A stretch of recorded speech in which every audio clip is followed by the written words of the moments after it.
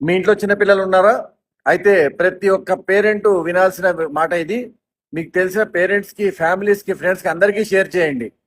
చిన్నపిల్లల్ని ముఖ్యంగా 5 సార్లు మాత్రం మనం ఎప్పుడూ కూడా కోప్పడకూడదు, చిరాకు పడకూడదు. అవేంటి అంటే, ఒకటి, నిద్ర లేవగానే తిట్టడం మొదలు పెట్టకండి, వాళ్ళకి చిరాకు పెట్టకండి. ఎందుకంటే వాళ్ళ రోజంతా అదే మైండ్ లో ఉండిపోతుంది. చిన్నపిల్లలు కదా, కాస్త కఠినంగానే తీసుకుంటారు.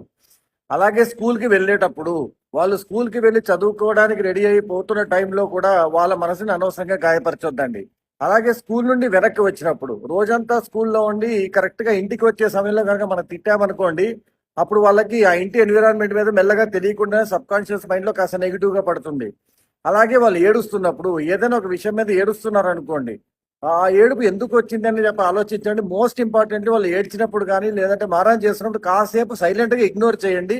వాళ్ళు కాస్త బాధ తగ్గిన తర్వాత మాట్లాడడానికి ట్రై చేయండి, కానీ ఏడుస్తున్నప్పుడు ఇమీడియట్గా తిట్టవద్దండి. అలాగే వాళ్ళు నిద్రపోవడానికి వెళ్తూ ఉన్న టైంలో, వాళ్ళు కరెక్ట్గా నిద్రపోదాం అనుకుంటున్న టైంలో కూడా పేరెంట్స్ కనుక గట్టిగా తిట్టారనుకోండి, వాళ్ళు కొంచెం సెన్సిటివ్గా తీసుకొని అది వాళ్ళకి ఎఫెక్ట్ పడుతుంది. కాబట్టి ఈ 5 టైంలలో మాత్రం పిల్లల మీద కోప్పడకండి, చిరాకు పడకండి. వీలైతే శాంతంగా మాట్లాడి సర్ది చెప్పండి.